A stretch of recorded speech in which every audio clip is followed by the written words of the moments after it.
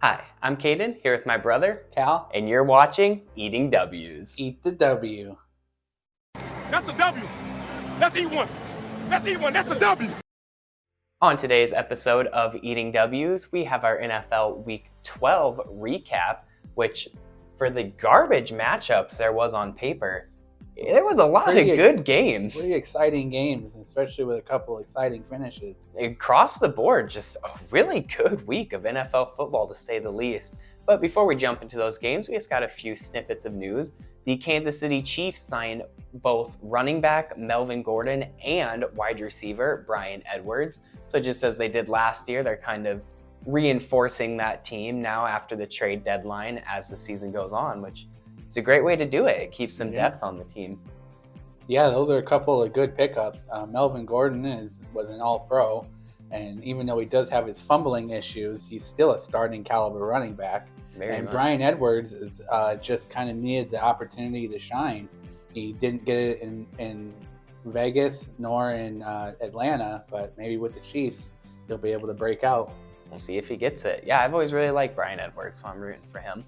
And then in a little bit of more funny, sad news, I don't know what to call it exactly. Odell Beckham Jr. passed out on a plane before taking off in a Miami airport and then tried to be escorted off by security but refused to leave.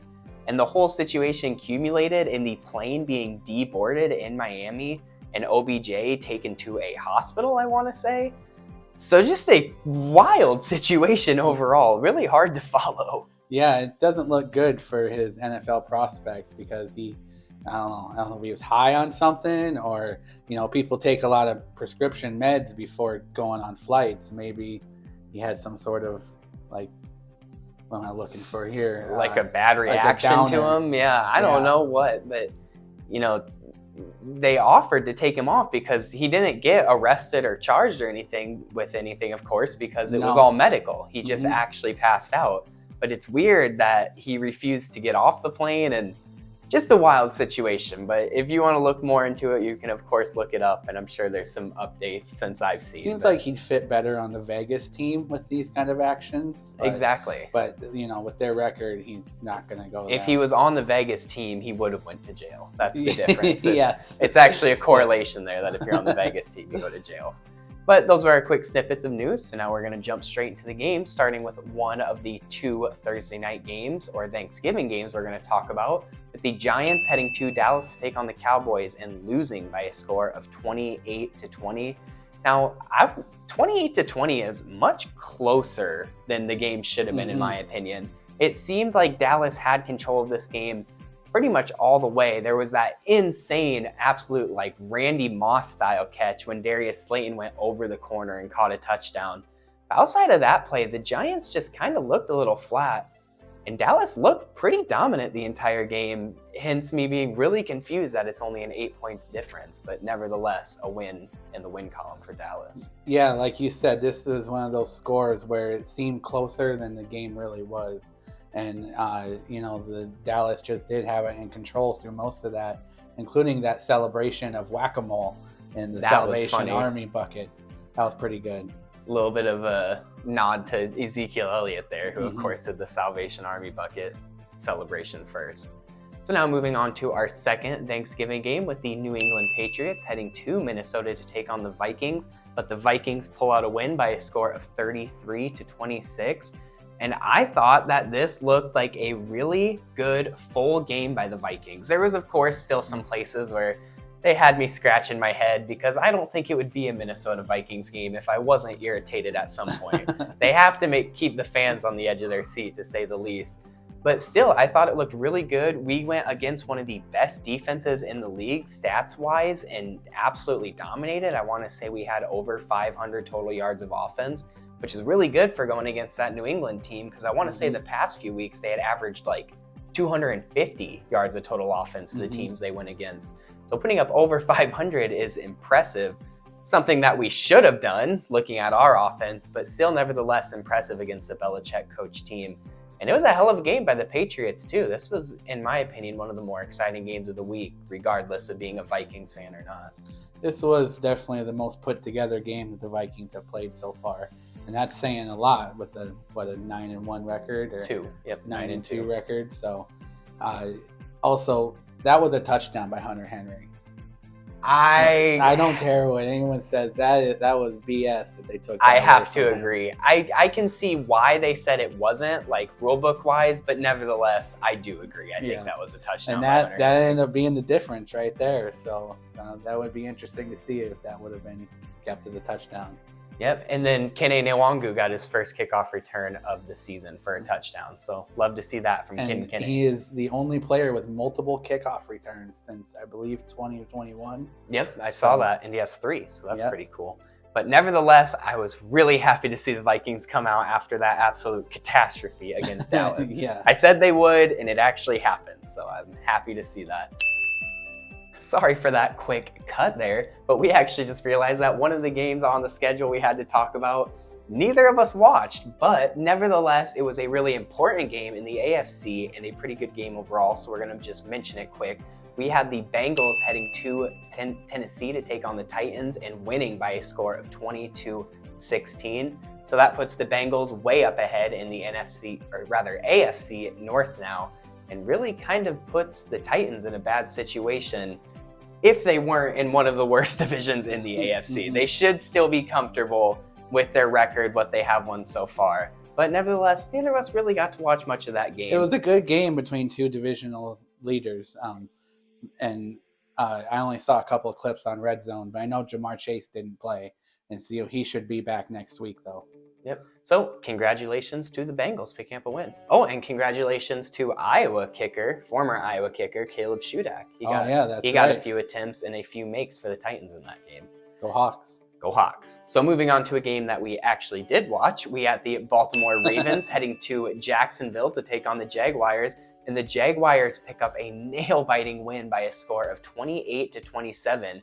A win in which they got by scoring and hitting a 2-point conversion to take the 1-point lead late. And it was a hell of a game, and more specifically, a hell of a drive by Trevor Lawrence on that last drive. He had multiple third down conversions.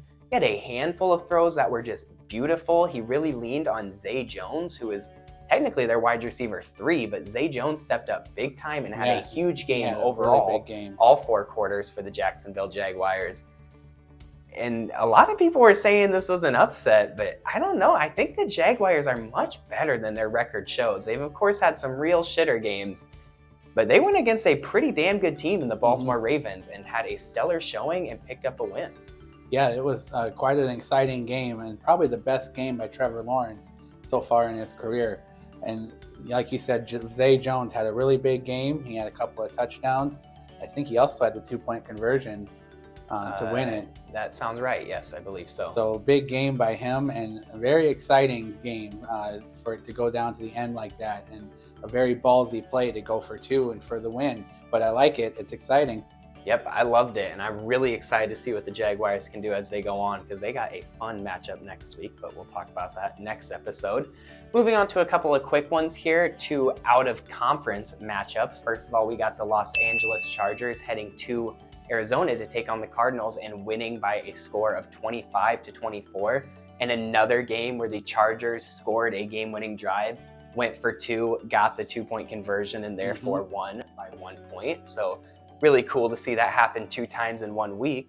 And then next up, we had the Raiders heading to Seattle to take on the Seahawks and picking up a road win by a score of 40-34 in overtime off of an 86-yard Josh Jacobs touchdown.